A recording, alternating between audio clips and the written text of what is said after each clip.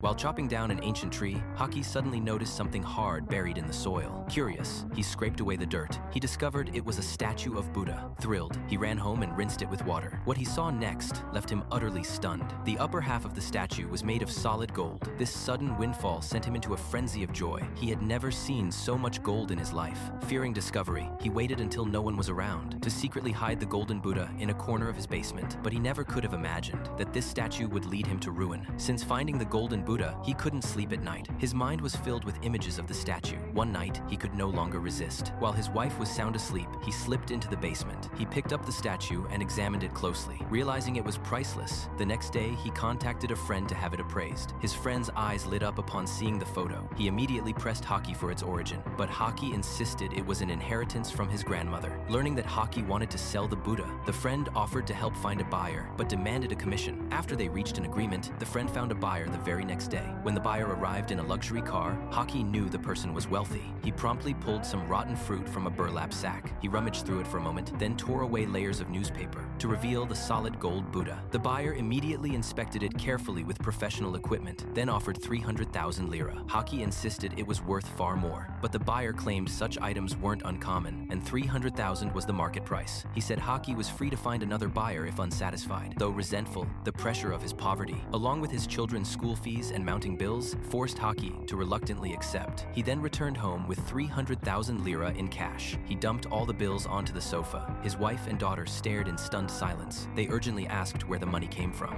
Haki confessed the story and made them swear to secrecy. With money, Haki became a different man. He began acting like a wealthy person. To pick up his eldest son from vacation, he bought a car specifically for the trip. He also planned a family vacation, telling his son he no longer needed a summer job. The family stopped worrying about expenses. They shopped freely and without restraint. But Haki hadn't expected the 300,000 lira to vanish so quickly. It was all squandered in just a few days. His wife warned him to be more frugal, but Haki wasn't worried. He was convinced there was more than one statue under the old tree. He recalled his grandmother saying, "Beneath the great tree lies what protects them." He concluded there must be more treasure hidden underground. The next morning, he went to dig, brimming with confidence. Just then, his friend showed up uninvited. It turned out he had also spent his commission. Suspecting Haki had found a gold mine, he wanted in. Haki was annoyed. He had no intention of sharing his secret. He made excuses and sent his friend away. But the friend wasn't stupid. He threatened to come by every day to keep watch. This infuriated Haki. He cursed and drove his friend off. Now he couldn't openly cut down the tree. So he went to the market and bought a large quantity of boards. He planned to dig a tunnel from his basement to the ancient tree. This would let him search for treasure in secret. But would digging the tunnel truly lead to more treasure?